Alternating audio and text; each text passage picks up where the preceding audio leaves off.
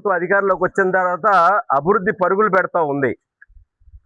ఈ అభివృద్ధితో ఏ విధంగా మన ఉనికి కాపాడుకోవాలనే ఆలోచనతోటి వైసీపీ పార్టీ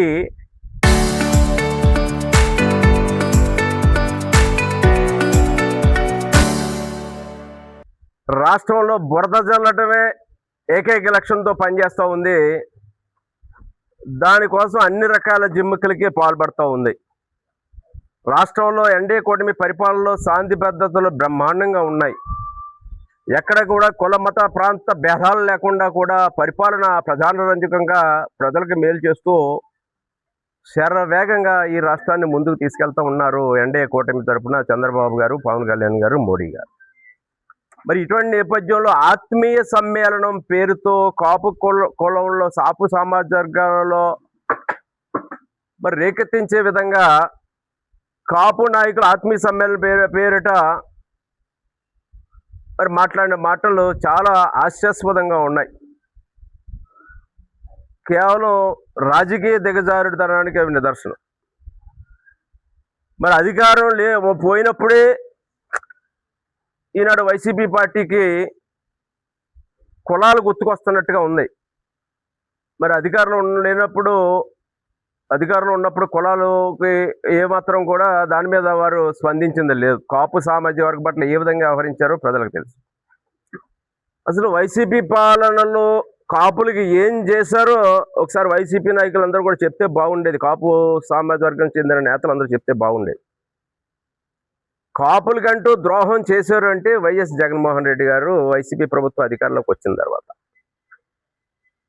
ఆనాడు తెలుగుదేశం పరిపాలనలో 14-19 మధ్యలోనే కాపులకి ఏం న్యాయం జరిగిందో కళ్ళారా చూసాం. ఆనాడు కాపుల కోసం మంజునాథ్ కమిషన్ వేశారు, రిపోర్ట్ తెప్పించారు. దానికోసం కేంద్రానికి అసెంబ్లీలో తీర్మానం చేసి పంపారు. ఈలోగా కేంద్రం ఓబీసీ రిజర్వేషన్లు ప్రకటిస్తే ఆ 10% రిజర్వేషన్లు 5% రిజర్వేషన్లో ఇచ్చినటువంటి ఏకైక నాయకుడు నారా చంద్రబాబు నాయుడు గారు. కాపులకి 5% రిజర్వేషన్ కలిపి. కానీ ఆ తర్వాత వర్గాల్లో కూడా అటువంటి మాటలు మాట్లాడించి కాపు సామాజిక వర్గం అంటేనే ఒక చులకన భావం వచ్చేలా చేస్తూ మీరు కాపులకి ఇచ్చిన మీ ప్రాధాన్యత ఏమిటి, ఏ విధమైన ప్రాధాన్యత మీరు కల్పించారు, ఇప్పుడు కూడా మీరు ఏం కల్పించారు, ఏ స్థానం రేపు పొద్దున్న వైసీపీ పార్టీలో కాపులకి ఇచ్చే గౌరవాలు ఏంటనేది ఒకసారి ఆలోచించాలని కూడా నేను కోరుతా ఉన్నాను. మరి ఈనాడు ఈ విధంగా వ్యవహరించడం కరెక్ట్ కాదు. ఇప్పటికే మీరు పతనం అయ్యారు 11 స్థానాలు. లేదు ఇంకా మీ రాజకీయం మొత్తం బూడిదైపోతుంది.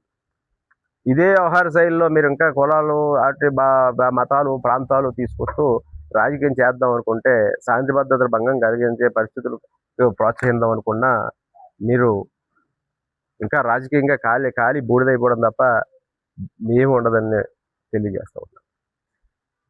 దీన్ని అందరూ గమనించాలని, రాష్ట్రం అభివృద్ధి చెందాలి, ప్రజలు సుఖ సంతోషాలతో ఉండాలి, దానికోసం ముందుకెళ్లాలనే ఆలోచనతోటి కూటమి ప్రభుత్వం నడుస్తూ ఉంది. ఇది ఏదో ఆలోచనలతోటి ఏదో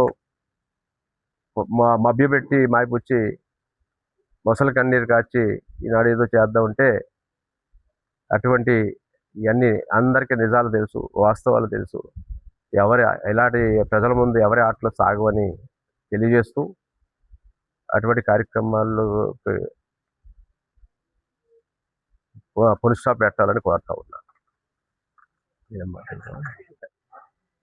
అవి ఎవరికి ఇబ్బంది లేకుండా, ఏ సామాజిక వర్గానికి నష్టం లేకుండా ఓబీసీ రిజర్వేషన్లో ఆనాడు చంద్రబాబు నాయుడు గారు న్యాయం చేయడం జరిగింది.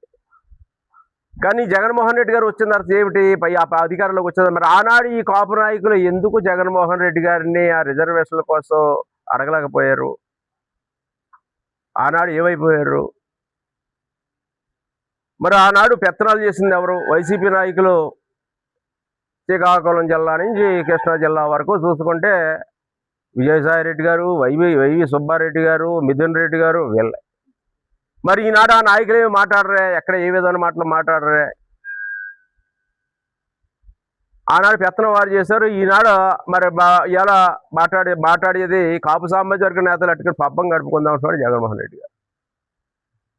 ఈనాడు పేర్ని గారు లేకపోతే ఒక అంబడి గారు గుడివాడ గారు వీరు చేత మాటలు మాట్లాడించి కాపు సామాజ వర్గాన్ని ముందు పెట్టి ఏదో సామెత ఉంది, ఎవరి మేడ మీద చేయి తుపాకీ పెట్టి కాల్చుకుందాం అనుకుంటారట. అలా ఉంది వ్యవహార శైలి.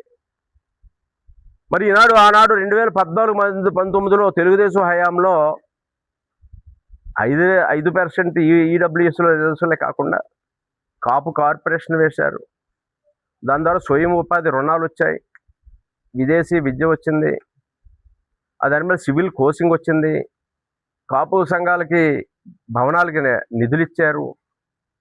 ఒక విధమైన ఆనాడు గుర్తించి ఏదైనా జరిగింది అంటే, ఏ ప్రభుత్వం అయినా ఏదైనా చేసింది అంటే ఆనాడు తెలుగుదేశం ప్రభుత్వ హయాంలోనే కాపులకంటూ కొన్ని ప్రత్యేకమైన కార్పొరేషన్ అయినా కొన్ని కార్యక్రమాలైనా విద్యా ఉపాధి అవకాశాలు జరిగాయి అనేది మాత్రం స్పష్టంగా చెప్పవచ్చు.